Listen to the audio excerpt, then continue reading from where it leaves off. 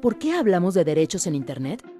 Internet y la tecnología han cambiado drásticamente nuestras vidas.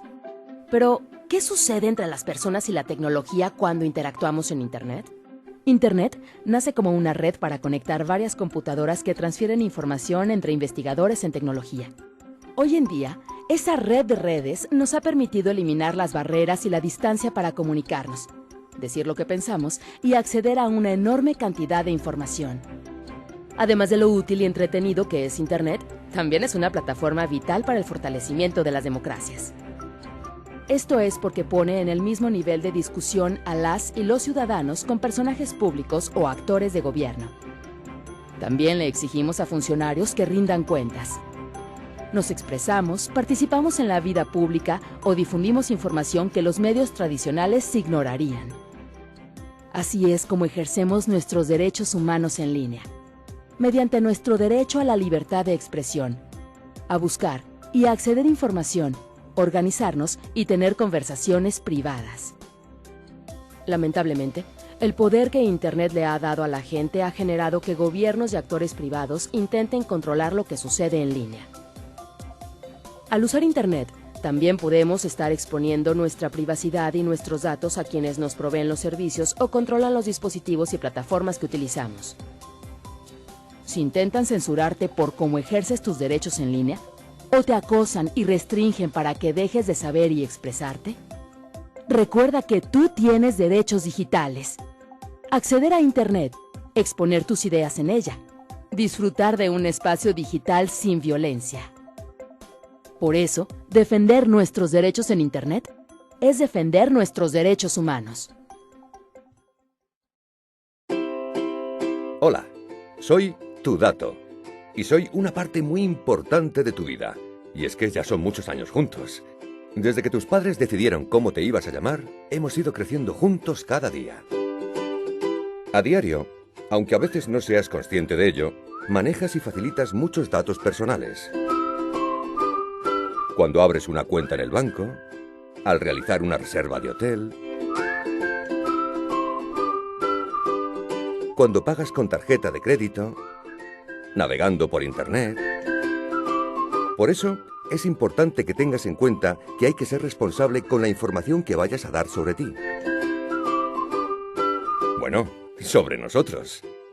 Y sepas cómo protegernos. Porque puede revelar muchos aspectos sobre tu personalidad, como tus gustos, habilidades o capacidades, que pueden ser usados para identificarte. ¿Alguna vez has probado a poner tu nombre entre comillas en un buscador de Internet? Te sorprenderá la cantidad de información que hay de ti en la red. También es importante que sepas que no solo debes ser responsable con tu información. En Internet, cada día, muchos de nosotros hacemos comentarios, subimos y etiquetamos fotos sin saber si las personas a las que nos referimos están de acuerdo. En este aspecto, los menores pueden ser especialmente vulnerables. Es importante enseñarles a proteger su privacidad, a que sean precavidos y a que sepan cómo usar sus datos en el entorno de las nuevas tecnologías. Todos tenemos el derecho a disponer y decidir sobre nuestra información personal. Un derecho reconocido en la Constitución española y el derecho europeo, y protegido en España por la Ley Orgánica de Protección de Datos. Tu información personal te pertenece a ti.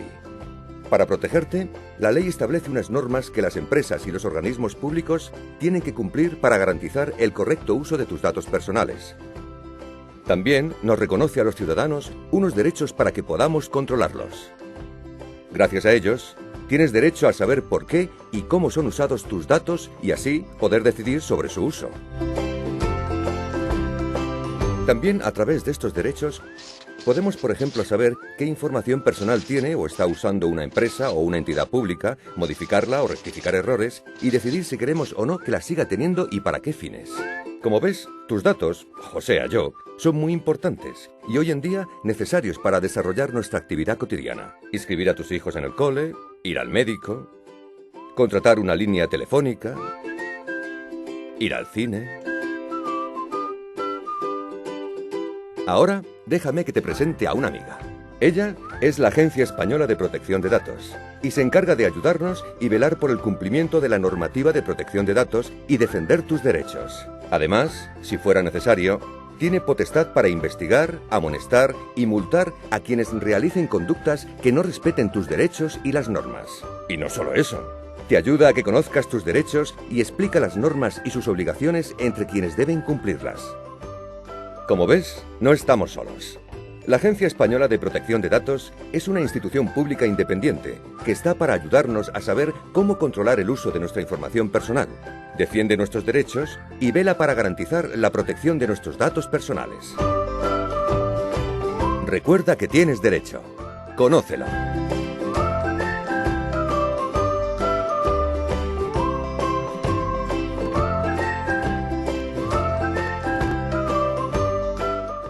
Hola amigos del canal, soy Nando Alcina, responsable del Departamento Legal Digital de Webpositor.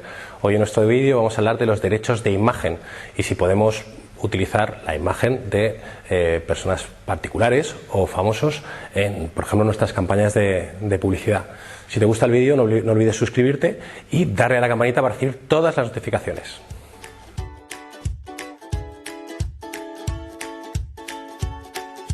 Pues vamos a ello, vamos a ver cómo funciona esto de los derechos de imagen en el entorno digital. Quizá lo primero sería ver qué es ese concepto, qué es derecho de imagen. En definitiva, derecho de imagen es la facultad del individuo para decidir cuándo, cómo y por quién pueden ser captados, reproducidos o publicados nuestros rasgos físicos, nuestra voz o nuestro nombre.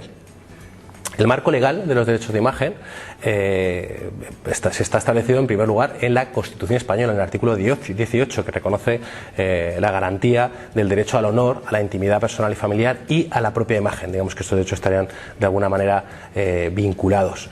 Y como se trata de un derecho fundamental, tiene que estar desarrollado por ley orgánica. Pues bien, tenemos una ley orgánica del año 82, de hace mucho tiempo, pero bueno, es una ley corta y que regula bastante bien estos derechos, en concreto el derecho de imagen, que es el que nos ocupa en este vídeo. Lo que viene a decir esa norma es que tendrán la consideración de intromisiones ilegítimas en ese derecho a la propia imagen la utilización del nombre, de la voz o de la imagen de una persona para fines publicitarios, comerciales o de naturaleza análoga.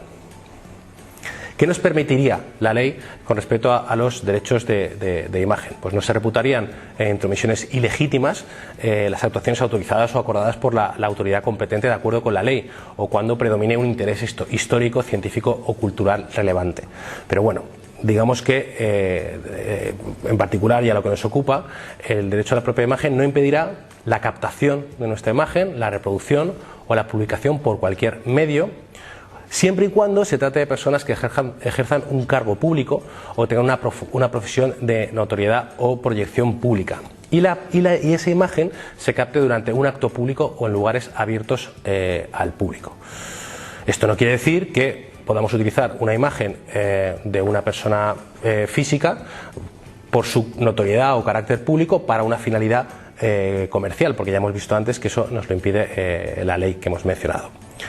Luego, por otra parte, se habla de la utilización de caricaturas de dichas personas, pero de acuerdo con el uso social. Luego veremos un ejemplo que esto lo va a aclarar un poco.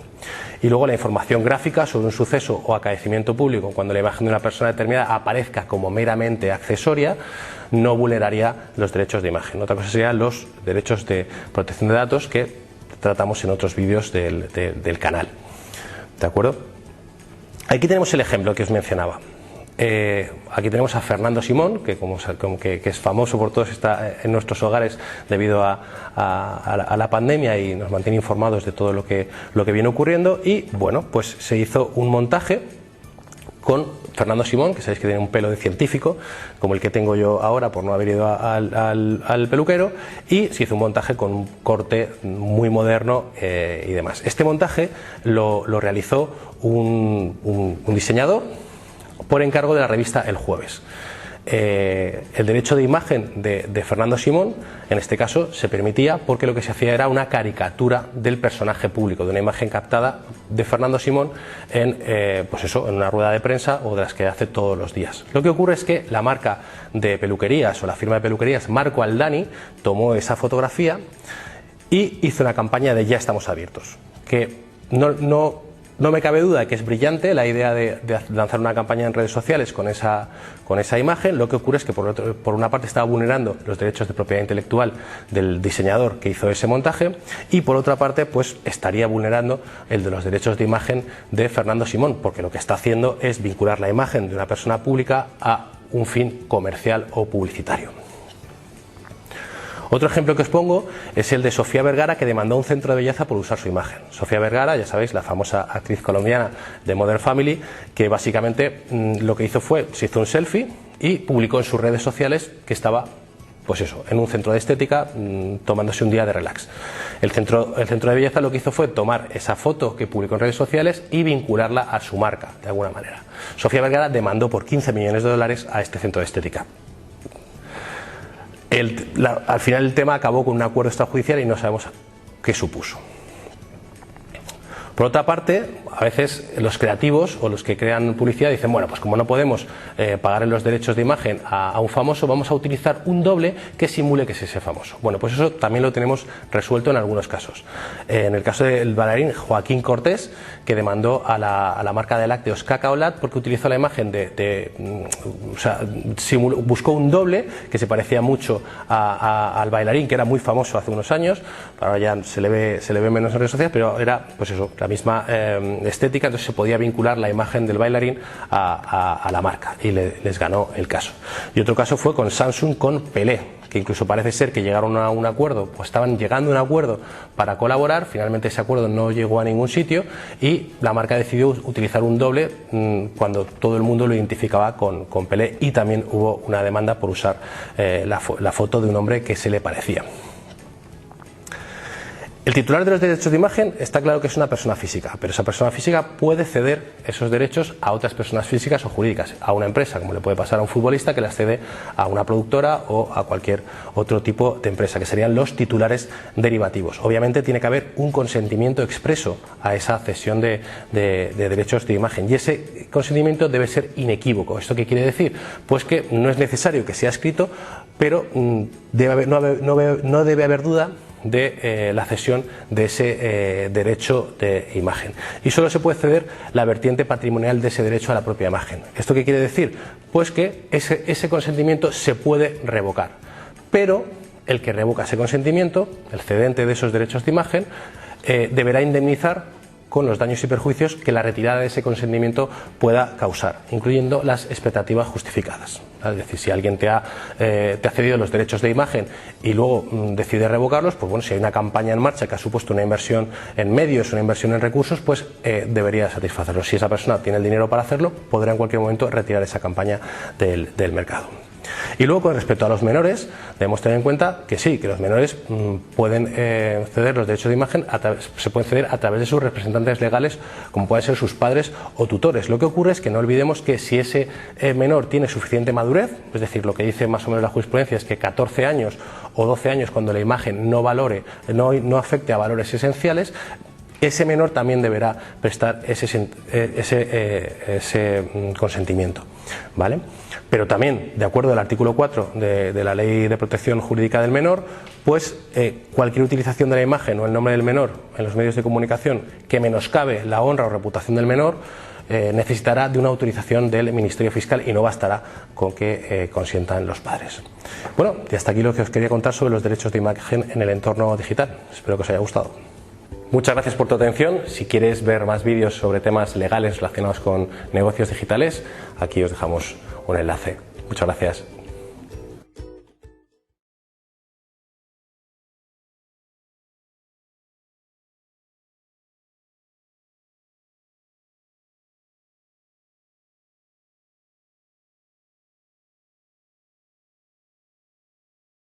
Los derechos de autor. El derecho de autor es un derecho legal creado por la ley de un país, que otorga al creador de una obra original los derechos exclusivos para su uso y distribución. Esto es, por lo general, solo por un tiempo limitado. Según el artículo 27 de la Declaración Universal de los Derechos Humanos, toda persona tiene derecho a la protección de los intereses morales y materiales que le correspondan por razón de las producciones científicas, literarias o artísticas de la que sea autora. Historia. Con la llegada de la imprenta en Occidente, en el siglo XV después de Cristo, acaeció una gran difusión de obras literarias como nunca la hubo. A partir de la imprenta, hubo muchas disputas sobre los derechos de autor, pero a principios del siglo XVIII, el Parlamento inglés aprobó la primera ley en el mundo sobre los derechos de autor, copyright, conocido como el Estatuto de la Reina Ana. Después de este estatuto, varios países crearon leyes similares. Desde 1967 existe la Organización Mundial de la Propiedad Intelectual, o en inglés WIPO. Casi todos los países del mundo son miembros de ella. La protección del derecho de autor abarca únicamente la expresión de un contenido, pero no las ideas. Para reclamar el derecho de autor no se necesita de ninguna formalidad, es decir, no requiere de la inscripción en un registro. Los derechos de autor nacen con la creación de la obra. Son objeto de protección las obras originales del campo literario, artístico y científico, cualquiera que sea su forma de expresión, soporte o medio. Hay varias categorías de materiales que generalmente no son elegibles para la protección de derecho de autor. Trabajos que no han sido fijados en forma de expresión tangible, por ejemplo, un discurso que no ha sido grabado o escrito. Para reclamar el derecho tiene que haber un registro tangible. Obras que son de dominio público, ideas, procedimientos, métodos, sistemas, procesos, conceptos, principios, descubrimientos, etc. Las leyes, reglamentos y demás normas.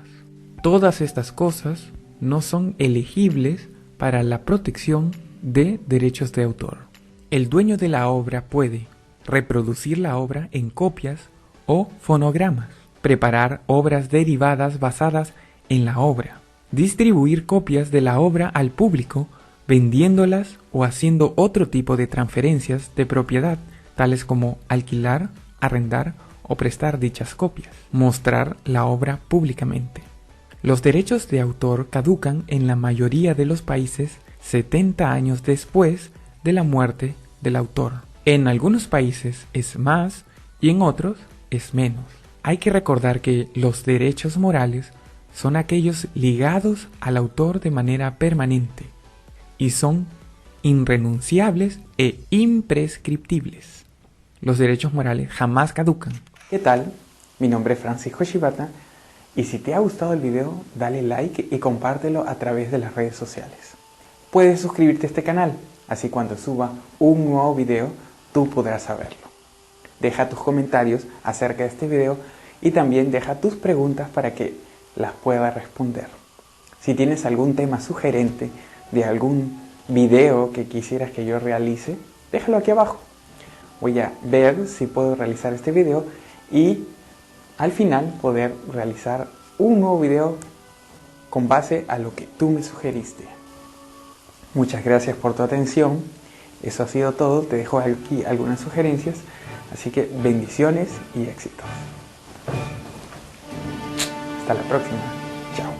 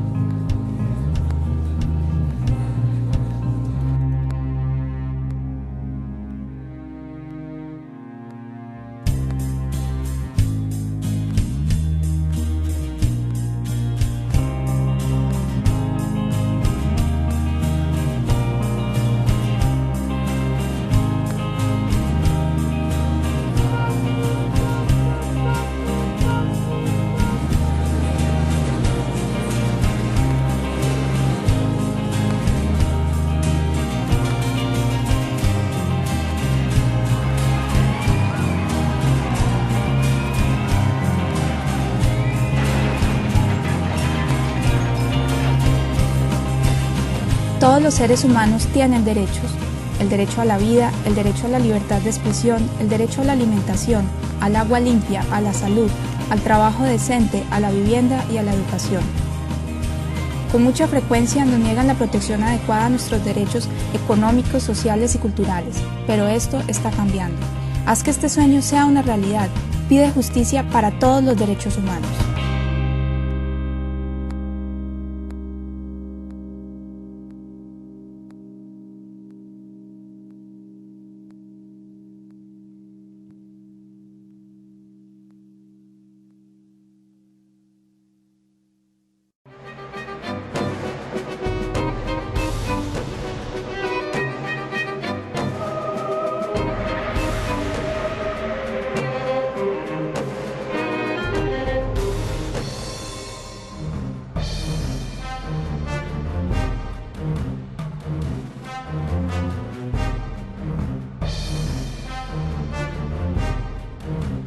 Hola, ¿qué tal? Qué bueno que nos acompañan. En esta ocasión vamos a hablar sobre la importancia que tienen los derechos económicos en la Constitución.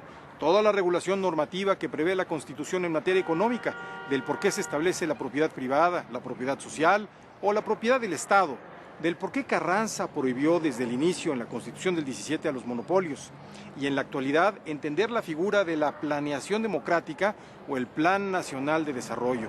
Todos los aspectos que tienen e inciden en nuestra vida económica desde la Constitución. Lo invito a que se quede con nosotros en esta lección, Nuestros Derechos Económicos. Acompáñenos.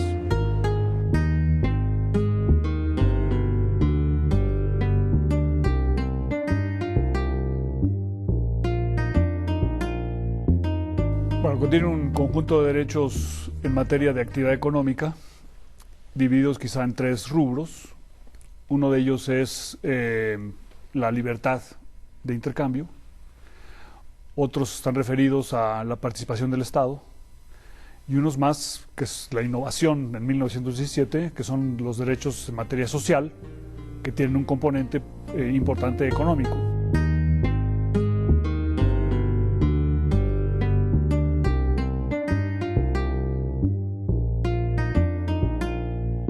Bueno, yo sigo sosteniendo que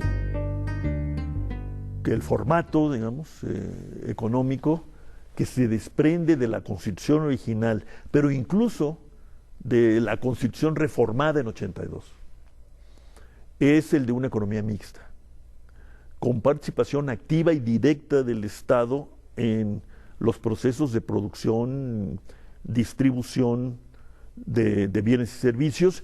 Y también me parece que está previsto en la Constitución, o así le interpretaría yo, a través del mandato redistributivo.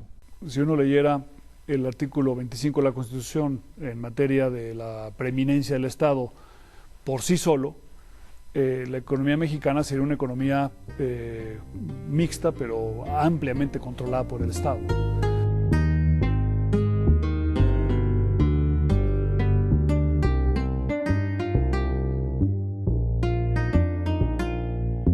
Los planes nacionales de desarrollo trataron de ser una legitimación del ejercicio del poder, porque estos planes supuestamente tienen que ser democráticos y por lo tanto aprobados o consultados con la sociedad para diseñar planes de gobierno. El plan es uno que obliga al gobierno respectivo al cumplimiento de estos objetivos y metas y a elaborar del plan mismo una serie de programas de acción.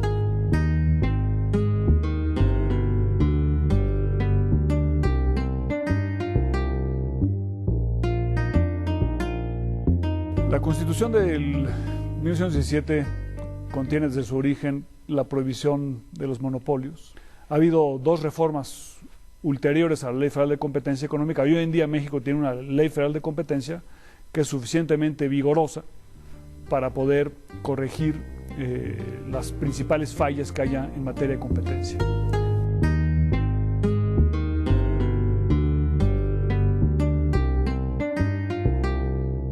El nuestro es un Estado que recauda poco, recaudación a la que concurren pocos, y gasta poco y no siempre bien. Eso tiene que reformarse urgentemente. Es decir, tenemos que tener fortaleza fiscal sostenida en la capacidad recaudatoria del Estado y no en su capacidad de endeudamiento. Lo que necesitamos son políticas económicas, sociales, dirigidas a abrir paso a lo que algunos llamamos un nuevo curso de desarrollo, que tenga como faro orientador principal el tema social. Cuando en México tengamos un respeto por el derecho de los demás, sustentado en la Constitución y en los procedimientos constitucionales para asegurar que los derechos se cumplan, México va a ser un país moderno. Qué bueno que nos acompañaron. En esta ocasión tuvimos oportunidad de conocer más acerca de toda la regulación constitucional en materia económica. Ahora sabemos por qué tenemos una economía mixta, del por qué hay restricciones constitucionales contra los monopolios, del por qué hay un plan nacional de desarrollo o por qué hay una planeación democrática. Esto nos da oportunidad de saber cuáles son las bases sobre las cuales se sustenta el desarrollo nacional que prevé nuestra Constitución. Los invito a que nos acompañe en nuestra Constitución en 30 lecciones. Nos vemos en una próxima ocasión. Hasta entonces.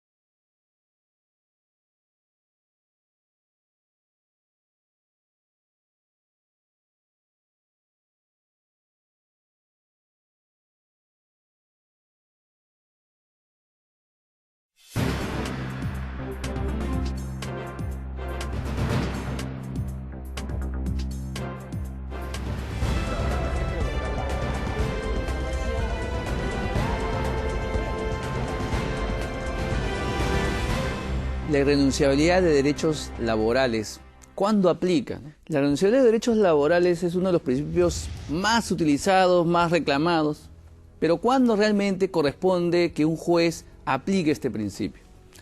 Primero, tiene que haber un derecho que nazca de una ley. La ley o el convenio colectivo tienen que reconocer un derecho. Y en segundo lugar, tiene que haber un acto expreso del trabajador renunciando, disponiendo a ese derecho.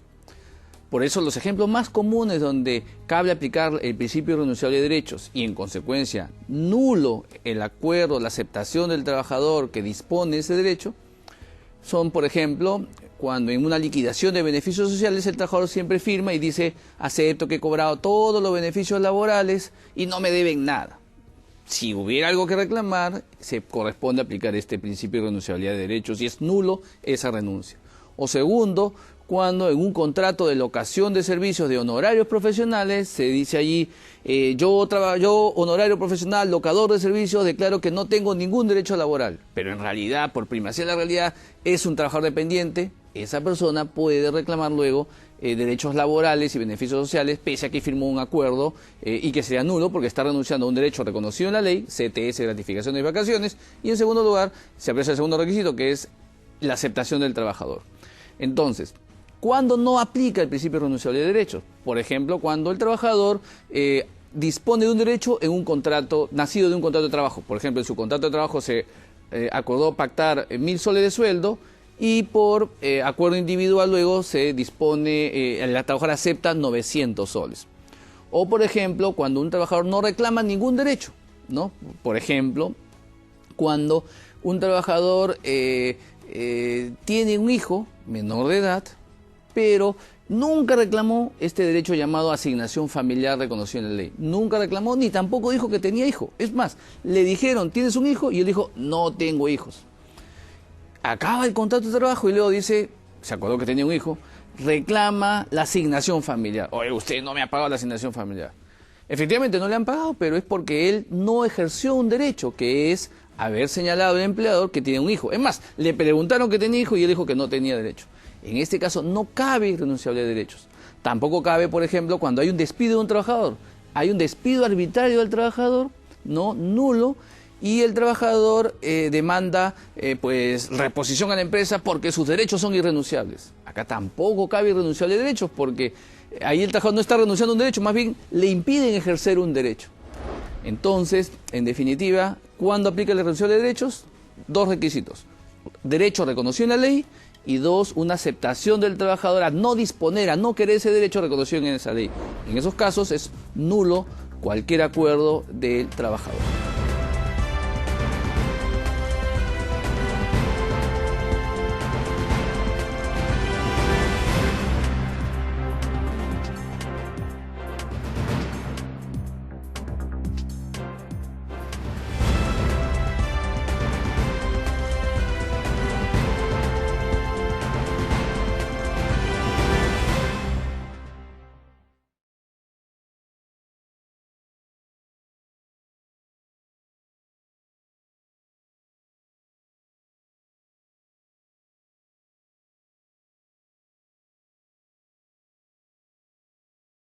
Hola amigos, estoy en la entrada, perdón. Hola amigos de Dinero en la Imagen, yo soy Javier Báez. Esto es Date Cuenta y vamos a hablar sobre las utilidades. ¿Qué son? ¿Para qué nos sirven? ¿Quién nos las entrega? Quédense con nosotros. Date cuenta que te tienen que entregar utilidades. Estas utilidades son un derecho que todos los trabajadores tenemos porque la Constitución obliga a las empresas a que entreguen estas ganancias. ¿Qué son las utilidades? Las ganancias que la empresa para la que trabajaste generó a través de todo un año y precisamente están obligados a compartir este dinero contigo. No lo digo yo, lo dice la ley. En el artículo 123 de la Constitución Política de los Estados Unidos Mexicanos dice precisamente que todas las unidades económicas le hace empresas que tengan personas a su cargo, precisamente que estén trabajando para ellos, están obligados a entregarte este dinero. Así de sencillo, así de simple. ¿Cuándo se entrega? Esa es una buena pregunta. Precisamente se entregan en el mes de mayo, después de las declaraciones anuales, y precisamente del 1 al 30 de mayo es cuando tienen este periodo para depositarte este dinero. Si estás en nómina, vas a recibir este dinero seguro. Revisa precisamente cuál es el régimen en el que estás contratado y por el que trabajas. El reparto de utilidades, como ya lo dijimos, están obligadas todas las empresas, sí, personas morales, pero también las personas físicas. Si tú trabajas para una persona a la cual tú le generas riqueza, precisamente también ellos te pueden entregar utilidades, solamente que en este caso el reparto de utilidades se hace a partir de junio. Tienen del 1 al 29 para depositarte este dinero, así es de que tampoco desesperes. Keep calm. Ok, y luego la siguiente pregunta es, ¿cómo se calcula? A ti te toca el 10% de las ganancias que genera la empresa. Para esto se toman en cuenta dos aspectos. El primero es los días que trabajaste para esta empresa durante todo un año y tu sueldo base, es decir, lo que tienes registrado que ganas en nómina. Para el cálculo de estas utilidades no se toman en cuenta ni bonos, ni gratificaciones, ni tiempo extra. Esto queda fuera. Ya esto... ¿Quién sí tiene derecho? Te tocan utilidades, como ya dijimos, si estás en nómina y trabajas para una empresa que sea persona moral o persona física. Hasta ahí vamos bien. Después, tienes que cumplir con las siguientes características. Si eres empleado de base, mínimo tienes que haber trabajado 60 días para esta empresa precisamente y ya con eso tienes derecho, ya sabes, a la parte proporcional. Ahora vamos a la parte triste. ¿Quién no tiene derecho? Los que no tienen derecho a reparto de utilidades son aquellos trabajadores que son freelance, los que son eventuales y los que no cumplieron con los 60 días de trabajo. Además de todo esto, no tienen derecho también o no reciben utilidades precisamente los jefes, los gerentes generales o los accionistas de la empresa. Ellos no. Y a todo esto, ¿hay empresas que no entregan utilidades? Claro que sí. Son el tipo de empresas precisamente las de reciente creación durante su primer año, esa es una. La segunda, aquellas que están en desarrollo de algún producto nuevo durante sus 2 primeros años no entregan utilidades tampoco. Otras unidades que tampoco entregan utilidades son las instituciones de asistencia privada precisamente dedicadas a la beneficencia porque ellas no generan ninguna ganancia, ningún tipo de riqueza. Otras que no entregan utilidades son instituciones descentralizadas del gobierno como el Instituto Mexicano del Seguro Social, precisamente porque por obvias razones no entregan utilidades porque no son un negocio, pero también están aquellas dedicadas a actividades culturales o educativas. ¿Se cobran impuestos? Sí, lamentablemente sí, pero se retiene el impuesto sobre la renta solo si supera el equivalente a 15 días de salario mínimo. Lloren, lloren, lloren. Lloren. Aquí viene otra de las grandes dudas. Y si trabajas por outsourcing, ¿qué pasa? La firma que te subcontrató es la que está obligada a pagarte tu dinero. Está obligada a darte tu dinero. Pero en el caso de que no te entreguen este dinero, la empresa para la que estés trabajando directamente son los que están obligados a pagarte tus utilidades. Así, dramáticamente. ¿Qué pasa si no te entregan las utilidades? Bueno, en el caso de que no te paguen completo o no te entreguen las utilidades, precisamente tienes un año a partir del 30 de mayo para reclamar este dinero. ¿Quién te va a ayudar en esto? Para reclamar tus utilidades y reclamar tu derecho y que no se claven tu dinero, precisamente tienes la ayuda de la Procuraduría de la Defensa del Trabajo, se llama Profedet, abreviado. Ellos te van a dar asesoría gratuita para saber cómo abordar este tema y reclamar tu dinero, que no te dé pena reclamarlo, precisamente. Ya lo trabajaste. Es tu dinero.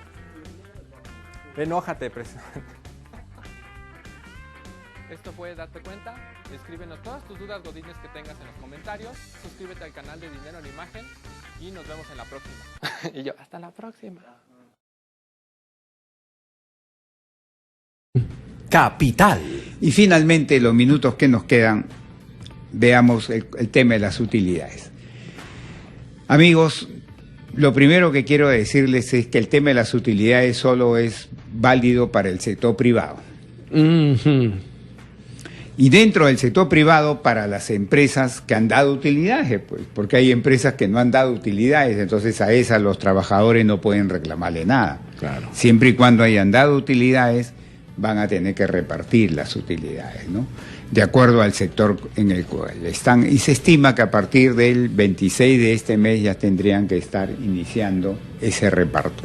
El reparto se hace en función de dos cosas, de los días que has trabajado en el año, ¿no? Para premiar al chambeador, pues, y castigar al medio majadero, al baucero, al que se le da de criollo, que falta porque me da la gana, y busco el pretexto para faltar, a ese lo castigo. Está bien. Al chambeador lo premio, ¿no? Entonces el primer criterio es en función de los días trabajados. Y el segundo criterio es en función de tu sueldo, es decir, para premiar tu productividad. Entonces, en función de esos dos criterios es que te distribuyen las utilidades, ¿no? Mi consejo es el siguiente, amigos. Como las utilidades son un ingreso que te viene una sola vez al año, porque no te lo dan. Y dependiendo del año. Hay sectores en los que te dan, te quieren prorratear eso, ¿no? Pero en la mayoría de las empresas te lo dan una vez al año, ¿no? Para ese caso, en la gran mayoría de las empresas en que te dan una vez al año, mis consejos son los siguientes. Como es un ingreso transitorio, la teoría económica, la ciencia económica te dice que hay que ahorrarlo. Pero dentro del concepto de ahorro, amigos, está el pagar deudas. Entonces, mi primer consejo es, si usted, amigo, tiene deudas que ya se vencieron y no las ha pagado, use parte de sus utilidades para pagar esas deudas vencidas y no pagadas. Eso es lo que tengo que hacer. ¿Por qué? Para que no los metan a Infocor. A Infocor. Porque si lo meten a Infocorp, amigos, ustedes van a tener tres problemas graves. Primero, que muchas instituciones financieras ya no les van a prestar un centavo. No todas, porque hay un banco ahí que presta, pero bueno, unas tasas de interés leoninas, pues, ¿no? Pero muchas ya no le van a prestar un centavo. Segundo, muchas empresas privadas e instituciones públicas, cuando piden candidatos para un puesto, lo primero que le revisan es si está en Infocorp, y si está en Infocorp lo sacan, ni siquiera lo dejan candidatear, amigo, entiéndame, ni siquiera lo dejan candidatear. Y tercero, es que una vez que entré a Infocorp, salir me toma un buen tiempo, de repente más de un año salir, a pesar que ya me puse en orden. Claro. Más de un año puede ser, ¿ah? Entonces eviten eso. Segundo, oiga, alguien me dice, yo no tengo ese problema, pues, bueno, ahí viene mi segunda recomendación. Si tiene usted un crédito vehicular, un crédito hipotecario, un crédito de consumo y tiene cuotas por vencer, por venir, agarre parte de sus utilidades y prepague, adelante pagos. Mínimo 3 cuotas. Oye, ¿y por qué? Para reducir el pago de intereses y de esa forma reducir el tamaño de mi deuda, ¿no? Reducir el tamaño de mi deuda. Oye, ¿y por qué no puedo pagar una nomás? Porque si pago un adelanto, prepago una cuota, es marginal lo que no siento la reducción, pues, ¿no? Claro. Y 2 es una. Claro. Entonces, alguien me dice, bueno, no tengo ni lo primero ni tampoco tengo lo segundo, ¿qué hago? En ese caso, amigos, yo les recomiendo que ahorren por lo menos el 50% de sus utilidades. Ahora, mi cuarta recomendación es, si las utilidades son fuertes, por ejemplo, me dan 5 sueldos, 6 sueldos, 10 sueldos, 12 sueldos, 18 sueldos, a estudiarlo, porque hay, en el sector minero, hay. O 5 o 6 sueldos, y si yo gano bien, 5 o 6 sueldos es un montón de plata. Yo le digo, entonces, en ese caso, amigos, si tienen esa posibilidad, inviertan en un terrenito o inviertan en una vivienda. Un terreno. Un terrenito o en una vivienda para tener... Oye, es que yo ya tengo mi casa, bueno, invierte en otra, pues. Claro. No, invierte en otra. Si es que mi monto de mis utilidades me alcanza para eso. Lo que sí no les aconsejo mucho es que si tienen poquitas utilidades, agarren y se manden un viaje pues a Cancún, a Bahamas, y se vuelan las utilidades. Sí. No les aconsejo eso. Sobre todo los jóvenes, los chicos y las chicas tienden a hacer eso. Así es. Pero muchachos,